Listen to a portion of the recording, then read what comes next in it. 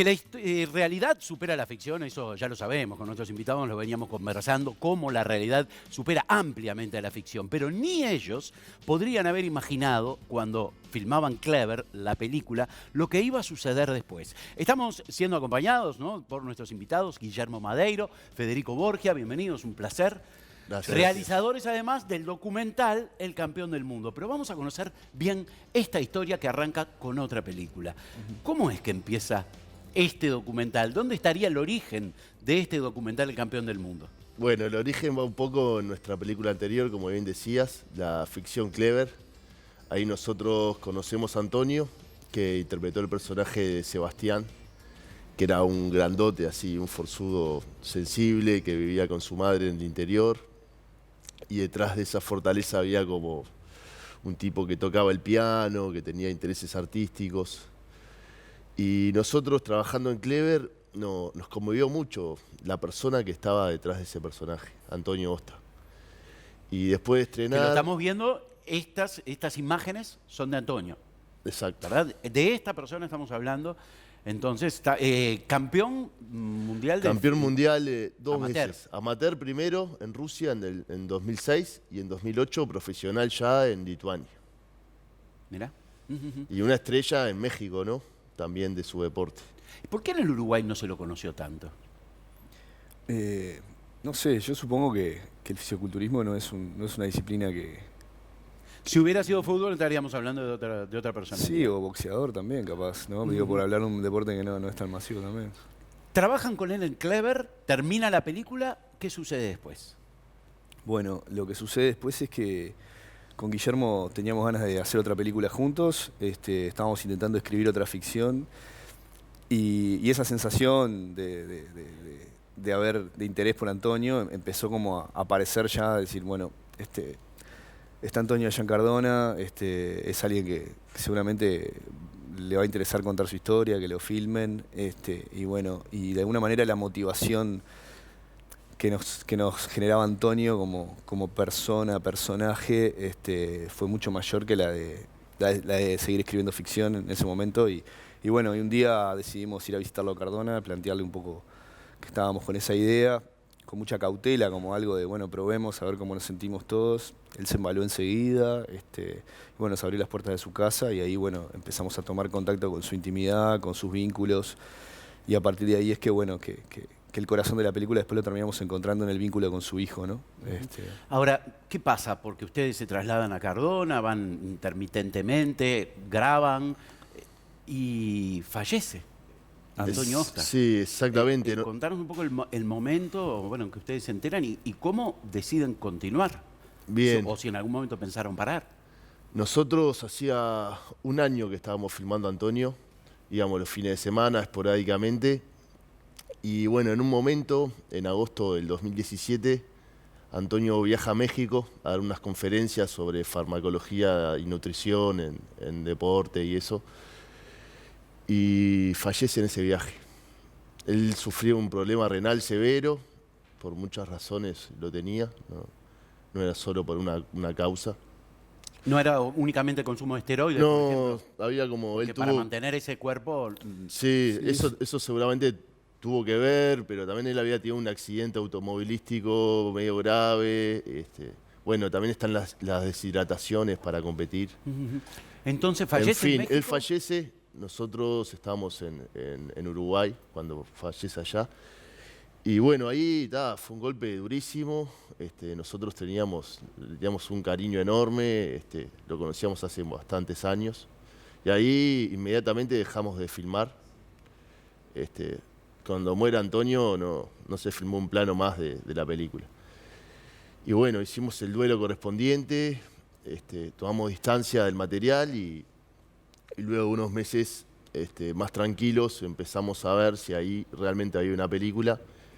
Y bueno, con la ayuda del montajista de la película, Juan Ignacio Fernández, logramos construirla ya sabiendo el final inevitable que era.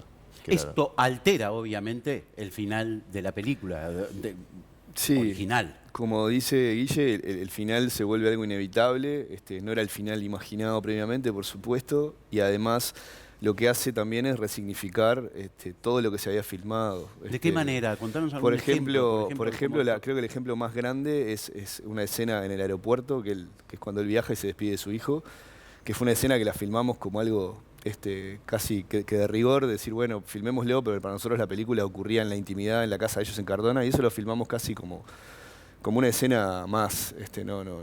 Sí, de relleno. Sí, algo que había que filmar vestir por si acaso, pero por si, así, el documental vos filmás mucho y usás muy poco.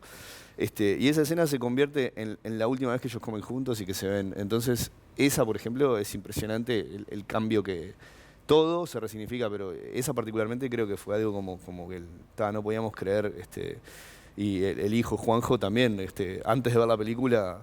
Hablando por teléfono me decía, el otro día me acordé que ustedes filmaron la última vez que nos vimos con papá, ¿viste? Eso es como muy, muy fuerte. Una película de contrastes, tal vez, porque uno ve el cuerpo de Antonio, ¿no? Y se lo imagina una persona saludable, ni que hablar, potente, lejos, o tal vez de repente lejos de la sensibilidad actual, masculina. ¿Encontraron a otro hombre detrás de todos esos músculos? Sí, totalmente. O sea, ya lo conocíamos. Es, como te decía, es un tipo que tenía intereses artísticos. Para él el fisicoculturismo era un arte, el arte de esculpir su cuerpo. Así lo tomaba. Bueno, tocaba el piano de forma autodidacta. Tenía un piano ahí en la cocina, donde tocaba todos los días.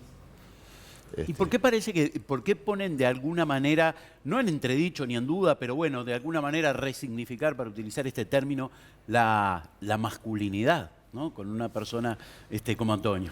Bueno, por un poco eso, ¿no? De alguna manera él tenía como varias aristas, cosas que por ahí sorprenden o derriban algún prejuicio, y otras que no, por ahí, porque él tenía como algunos discursos bastante de vieja escuela, y a su vez la aparición de Juanjo, de otra generación, con otra visión del mundo, como contrapunto, también generaba algo muy, muy rico en una relación donde ellos confrontaban y al mismo tiempo se tenían mucho cariño. Entonces, eso es un poco lo que emocionalmente mueve la película, ¿no?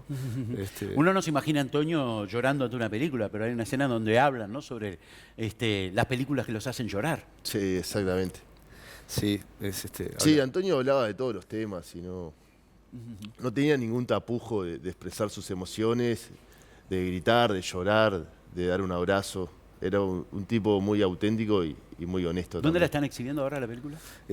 Hoy está en Cinemateca a las 19:15 y va a seguir en ese horario hasta el miércoles. Después, a partir del jueves, renueva la cartelera. Seguirá en Cinemateca, no sabemos bien en qué horario, pero va a estar también en Sala B de jueves a domingo. Y tiene funciones previstas en el interior, en Florida, Minas, Carmelo. ¿Puede alguien sentirse identificado con Antonio? Yo creo que sí, que mucha gente, sobre todo porque esta no es solo la película de Antonio, sino es la película de un padre y un hijo.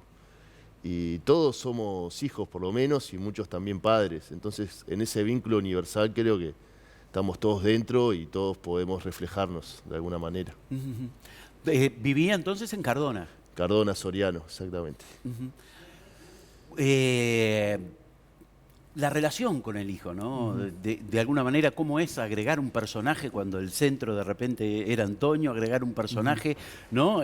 No debe ser fácil, más allá de que un documental tal vez se va haciendo, ¿no? Uno puede llegar a tener un guión de hierro, pero después la realidad se impone. Sí, y guión de hierro nunca hubo. Lo que sí hubo es la intención de ir a retratar un personaje con un conflicto puntual, que era haber brillado hacía 10 años y estar en una situación de limbo, ¿no? Entre haber brillado y no poder volver a ese brillo, con un problema renal que le impedía competir. Entonces, ese conflicto personal nos interesaba de por sí, además de él como personaje. Y ahí él tenía una compañera con la que vivía y su hijo.